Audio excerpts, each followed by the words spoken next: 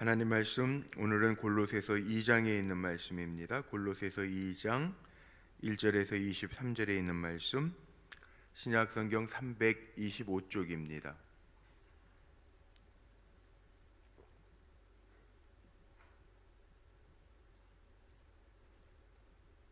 골로새서 2장 1절에서 23절, 신약성경 325쪽, 제가 받들어 읽겠습니다. 눈으로 쭉 묵상하면서 따라오시면 되겠습니다. 내가 너희와 라오디게아에 있는 자들과 무릇 내 육신의 얼굴을 보지 못한 자들을 위하여 얼마나 힘쓰는지를 너희가 알기를 원하노니, 이는 그들로 마음의 위안을 받고 사랑 안에서 연합하여 확실한 이해의 모든 풍성함과 하나님의 비밀인 그리스도를 깨닫게 하려 함이니, 그 안에는 지혜와 지식의 모든 보화가 감추어져 있느니라. 내가 이것을 말함은 아무도 교묘한 말로 너희를 속이지 못하게 하려 함이니, 이는 내가 육신으로는 떠나 있으나 심령으로는 너희와 함께 있어 너희가 질서 있게 행함과 그리스도를 믿는 너희 믿음이 굳건한 것을 기쁘게 봄이라. 그러므로 너희가 그리스도 예수를 주로 받았으니 그 안에서 행하되 그 안에 뿌리를 박으며 세움을 받아 교훈을 받은 대로 믿음에 굳게 서서 감사함을 넘치게 하라. 누가 철학과 헛된 속임수로 너희를 사로잡을까 주의하라. 이것은 사람의 전통과 세상의 초등학문을 따름이요 그리스도를 따름이 아니니라. 그 안에는 신성의 모든 충만이 육체로 거하시고 너희도 그 안에서 충만하여 졌으니 그는 모든 통치자와 권세의 머리시라. 또 그 안에서 너희가 손으로 하지 아니한 할례를 받았으니 곧 육의 몸을 벗는 것이요 그리스도의 할례니라. 너희가 세례로 그리스도와 함께 장사되고 또 죽은 자들 가운데에서 그를 일으키신 하나님의 역사를 믿음으로 말미암아 그 안에서 함께 일으키심을 받았느니라.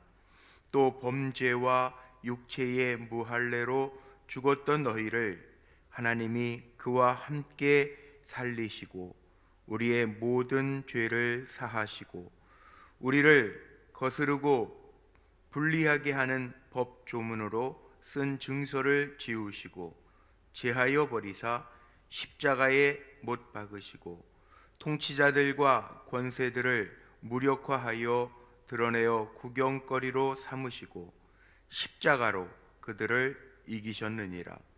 그러므로 먹고 마시는 것과 절기나 초하루나 안식일을 이유로 누구든지 너희를 비판하지 못하게 하라.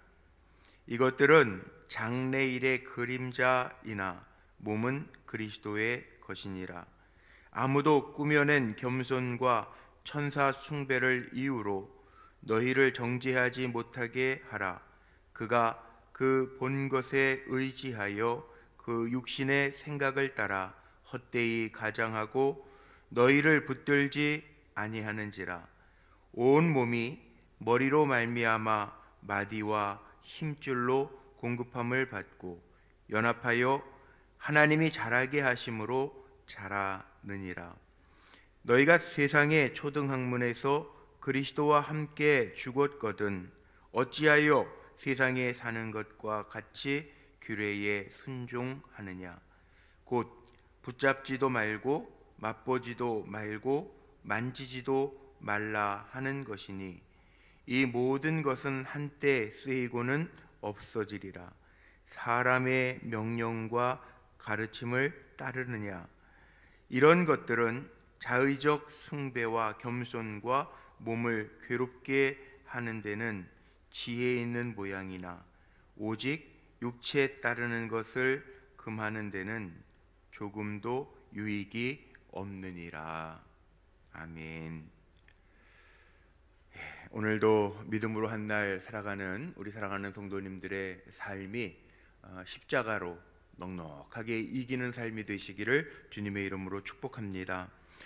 오늘 말씀의 제목은 6절에 있는 그 안에서 행하되 주 안에서 행하라 라는 제목으로 오늘 좀 말씀을 나누면서 은혜를 같이 하려고 합니다.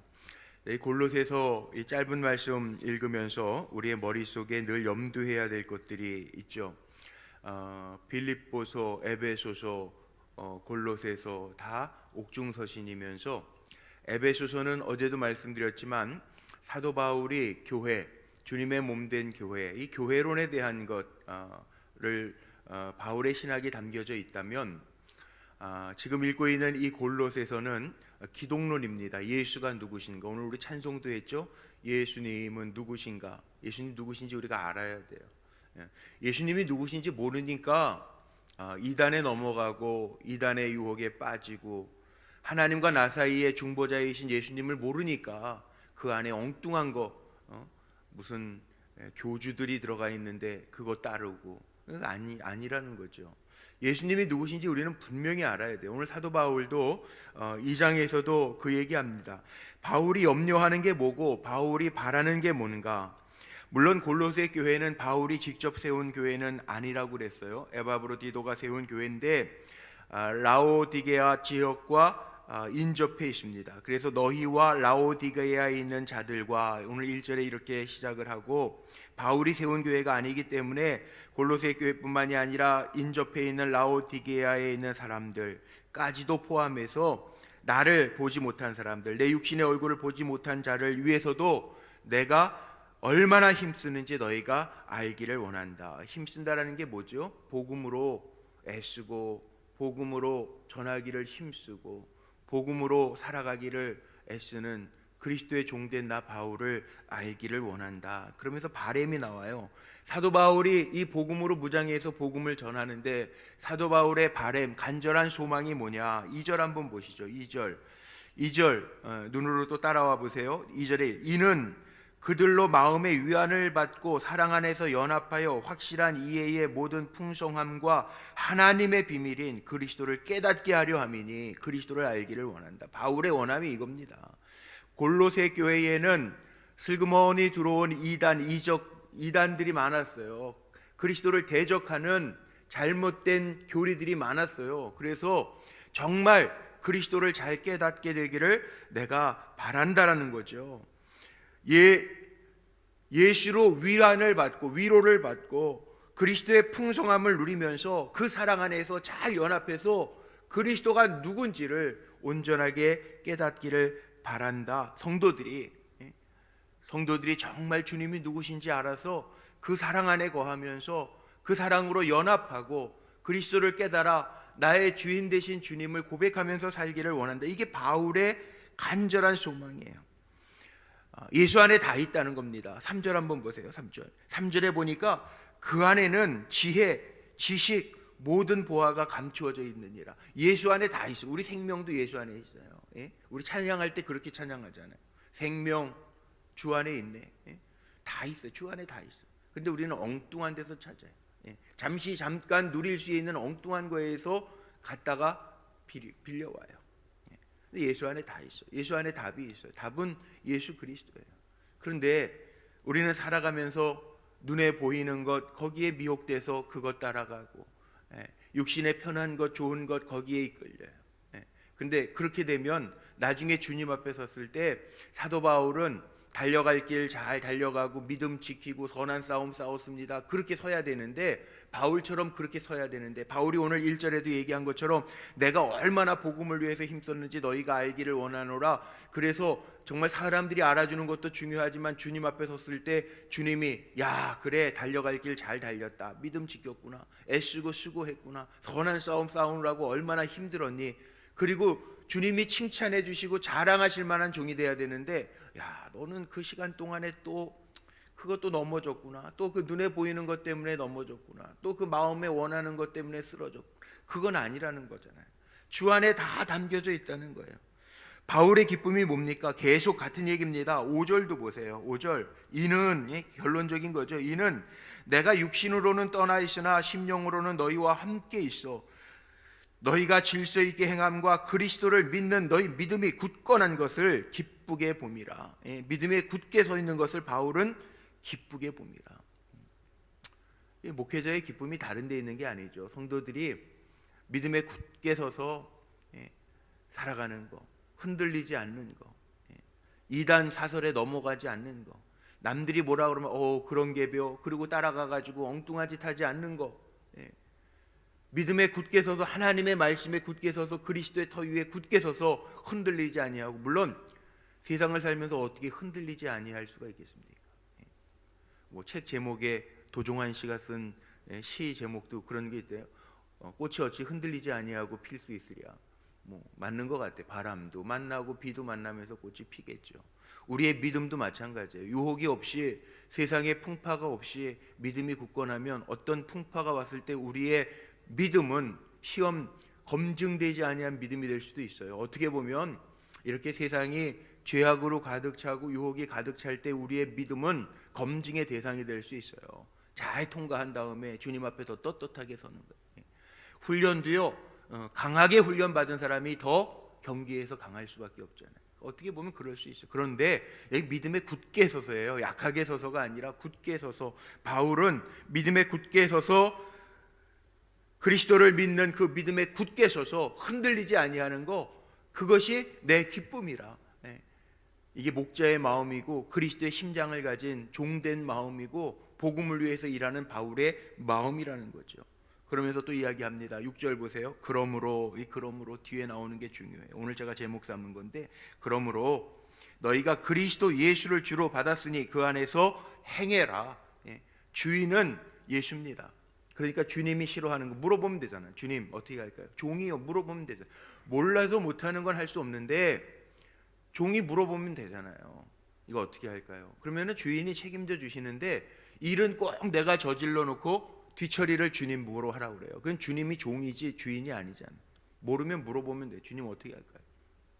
오늘 이런 일들이 있는데 이거 이렇게 하면 하나님 안 기뻐하시겠죠? 어떻게 하는 게 좋을까요? 그럼 감동이 오잖아요. 우리에게 선한 양심이 있기 때문에, 야, 하지 마라, 가지 마라, 만나지 마라, 먹지 마라, 그만둬라. 주님이 먼저 감동하는 게 있어요. 그런데 우리는 그 감동을 눌러버리고, 주님 잠깐만 눈 감아주세요. 그리고 허튼 짓을 해요. 근데 여기 오늘 말씀해 보니까 예수가 주래요. 예수를 주로 받았으니 그 안에서 행하라는 거예요. 주님이시니까 주님께 묻고 그 안에서 행하라는 거예요. 그러면 7절 마지막에 믿음에 굳게 서서 감사함을 넘치게. 이 바울의 서신을 보면요, 믿음하고 감사하고 연관되어져 있는 것들이 참 많아요. 믿음 있는 사람이 감사해서 그러고요. 골로새서 이제 3장에도 나옵니다만, 모든 것을 감사함으로 받으면 버릴 것이 또 없다는 거예요. 그 믿음과 감사가 연관이 있어요. 그래서 바울은 이 믿음과 감사의 관계를 계속 3장에 내일 뭐 말씀 또 볼 거지만 15절, 17절 뭐 이런 데 한번 보세요. 15절 내일 볼 말씀이죠. 한번 제가 읽어볼게요. 3장 15절에 보면 그리스도의 평강이 너희 마음을 주장하게 하라. 너희는 평강을 위하여 한 몸으로 부르심을 받았으니 너희는 또한 감사하는 자가 되라. 17절 또 무엇을 하든지 말에나 일에나 다 주 예수의 이름으로 하고 그를 힘입어 하나님 아버지께 감사하라. 이 감사하고 믿음하고 다 이렇게 연관이 되어져 있어요. 믿음 있는 사람이 감사하고 감사하는 사람이 믿음이 더 충만해진다는. 하나님의 사람은 다 주님 주신 거니까 감사함으로 받으면 버릴 것도 없다는. 이게 바울의 바램이죠. 그리고 이제 8절부터는 동그라미가 쳐 있어요. 단락이 바뀌었습니다. 그릇된 교훈에 대한 경계를 바울이 이야기하는데, 자 여기 보세요. 누가 철학과 헛된 속임수로 너희를 사로잡을까 주의하라. 8절에 보니까 누가 철학, 헛된 속임수로 너희를 사로잡을까 주의하라. 영적으로 깨 있어야 돼요. 철학, 인문학. 요즘에 그 인문학을 모르고는 신학을 논하지 마라. 책들이 요즘에 인문학에 대한 책들이 참 많이 나옵니다. 인문학 중요하죠. 사람을 먼저, 인간을 먼저, 철학을 먼저 알아야 중요하죠. 그런데 거기에 답이 없습니다. 저희 교회도 한번 와서 예전에 수요일날 이렇게 시리즈로 그 강의했던 우리 목사님이 있어요. 제 후배인데 옛날에 용인 경찰대가 요즘에 저기 아산으로 옮겨갔는데 경찰대 교목하는 후배 목사가 있는데 그 친구가 굉장히 똑똑한 친구예요. 예. 그 신학대학 다닐 때 그 친구 별명이 막스예요, 막스. 예. 맨날 철학책만 읽고요.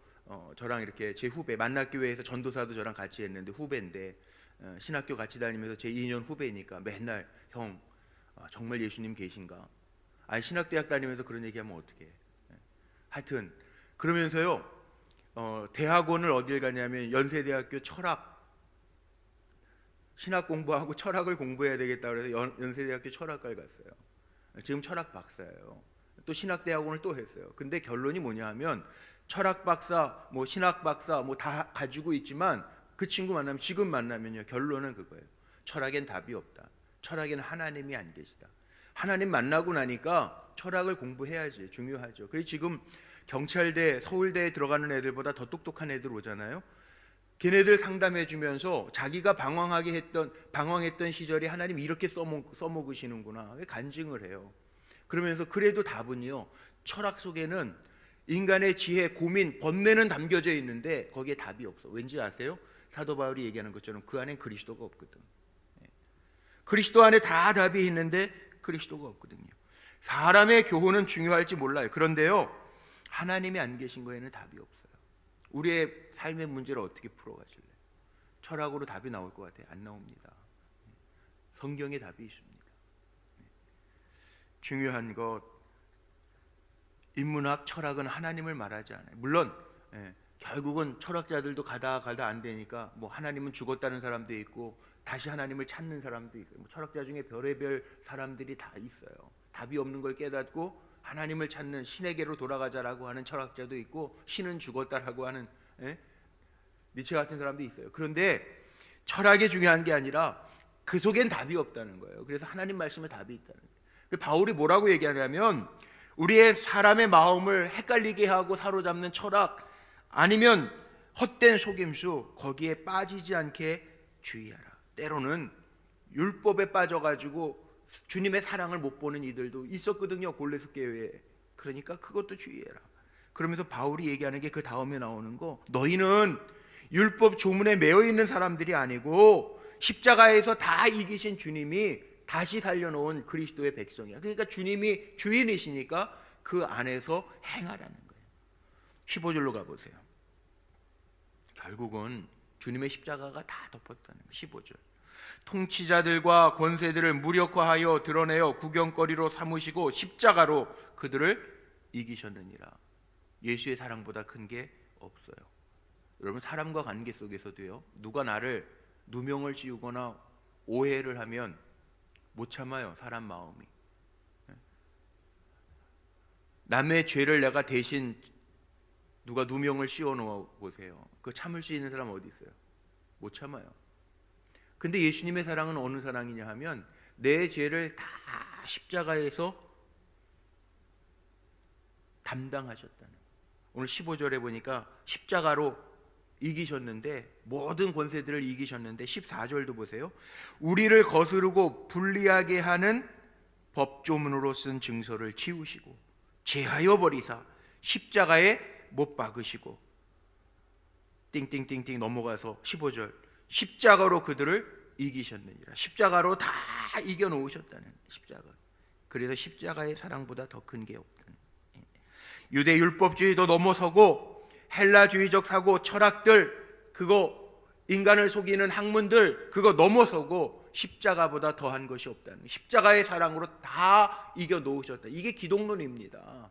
이게 바울이 얘기하는 그리스도가 가장 강력한 예수 그리스도의 십자가. 그래서 우리가 찬송하잖아요. 십자가 십자가 내가 처음 볼 때 나의 모든 근심 사라져. 십자가가 다 이겨놨다는 거예요. 우리는 누구냐? 그 예수 그리스도의 십자가의 사랑을 바라보면서 그 안에서 나를 위하여 십자가에서 죽으신 주님이 내 주인이십니다 고백하면서 사도 바울이 얘기하는 것처럼 나는 십자가에서 죽고 예수로 사는 사람들. 물어보는 거잖아. 예수님 앞에 물어보지 않고 사는 사람은 그리스도인이 아니에요. 종이에요, 종. 사도 바울이 편지 쓸 때마다 얘기해. 난 그리스도의 종된 바울이다. 바울은 자기가 마음대로 하지 않아요. 사도행전 제가 요즘에 강의하면서 사도행전 하면서도 아시아로 가고자 전도 바울의 마음에는 강력했어요. 복음 전하고자 하는 마음이. 그런데 아시아로 가는 길을 막으세요. 그리고 비두니아를 거쳐 마게도냐로 가. 주님이 인도하시는 대로 가는 거예요. 왜? 종이니까. 다른 게 없어요. 예. 종이니까. 주님과 죽어도 좋지만 살려놓으시면 내가 주님을 위해서 더 일할 수 있어서 좋다라고 이야기하는 게 바울이에요. 난 이미 십자가의 옛 배설물처럼 내가 자랑하던 거 다 버리고 주님과 함께 산다라고 고백하는 것이 바울이에요. 왜? 십자가에서 다 이겨놓으셨으니까, 십자가에서 다 사하셨으니까, 십자가에서 다 나를 새롭게 하셨으니까 이제 주 안에서 내가 모든 피조물이, 이 사도 바울의 고백이잖아요. 고린도후서 5장에 있는 고백이잖아요. 십자가 안에서 다 내가 새로운 피조물이 됐으니까 나는 그리스도로 말미암아 산다. 그러니까 버릴 거 다 버린다는 거예요. 그 다음에 나오는 게 뭡니까? 다 버린다는 거예요. 다 버린다는. 17절 보세요. 이것들은 장래의 일의 그림자이나 몸은 그리스도의 것이니라. 다 버린다는 거예요. 다 버린다는 거예요. 20절 너희가 세상의 초등학문에서 그리스도와 함께 죽었거든 어찌하여 세상에 사는 것과 같이 규례에 순종하느냐. 다 십자가에서, 예? 학문, 초등학문, 철학, 세상의 초등학문 그거 다 버려. 그리스도와 함께 죽었거든 그거 어찌 그 붙들고 있느냐. 사람의 명령 가르침 율법적인 거 그거 왜 붙들고 그 가르침에만 매여 있느냐. 23절 마지막 이런 것들은 자의적 숭배와 겸손과 몸을 괴롭게 하는 데는 지혜 있는 모양이나 오직 육체 따르는 것을 금하는 데는 조금도 유익이 없다. 유익이 없으면 뭐해요? 쓸모없는 거라는 얘기잖아요. 버리라는 거잖아요. 십자가만 붙들고 살라는 거잖아요. 그래서 오늘 제가 제목 삼은 것처럼 너희가 그리스도 예수를 주로 받았으니 이제는 주인에게만 순종하면 돼요. 책임은 주님이 져주시는 거예요. 예, 주님이 져주시는 거예요. 내가 책임지는 게 아니고 책임은 주님이 져주시는 거예요. 예, 그러나 종으로서의 본분은 다 해야 되겠죠. 예, 주인이 져주시지 그리고 종이 일도 안 해. 주인의 명령도 안 따라. 그럼 주인이 책임져 주겠어요? 그게 아니에요. 바울이 얘기하는 것처럼 우린 종이에요. 그래서 그 안에서 행하는 거예요. 종처럼 행하라는 거예요. 주인처럼 행세하지 말고 주님이 정말 책임져 주시기를 원하면 그 안에서 행하되. 우린 종이에요. 종. 그러니까 종처럼 행하고 주인한테 맡겨드리면 책임은 내가 지는 게 아니라 종이 책임집니까? 주인이 지지. 그러니까 주인이 책임져. 그리스도가 누구시냐? 주인이라는 거예요. 기독론이에요 이게. 세상에 우리를 유혹하고 세상의 헛된 속임수를 거기에 잠깐 몸담고 빠져버리지 말라는 거예요. 다 유익이 없다는 거예요. 그거 다 버리라는 거예요. 십자가에서 다 이겨놓으셨으니까 주인 대신 그리스도만 바라보면서 나아가라 그 말씀이에요. 오늘도 우리가 한 날을 삽니다. 분명하게 우리가 기억해야 될 것, 주인은 내가 아니에요. 또 돈이 주인 돼서 돈에 종살이 하는 사람들이 있어요. 그 돈이 주인 아니에요. 예. 자기 학문, 자기가 배운 지식, 경험 그게 주인 돼서 그걸로만 움직이는 사람들이 있어요. 예? 이때 이렇게 하니까 이렇게 되더라. 그것만 믿고 의지하는 사람들이 있어요. 아니에요. 우리는 주인이 주님이에요. 이미 십자가에서 나를 핏값으로 사신 주님이 주인이에요. 그러니까 주님께 물어보고 가면 되는. 예. 오늘 정말 중요한 교훈이 담겨져 있죠. 그러니까 다른 거 다 잊어버려도 오늘 제목 삼은 것처럼 너희가 그리스도 예수를 주로 받았으니 그 안에서만 행하면 주님이 책임져 주신다라고 하는 거 기억하고 믿음으로 승리하는 종들 되시기를 주님의 이름으로 축원합니다. 기도하시겠습니다.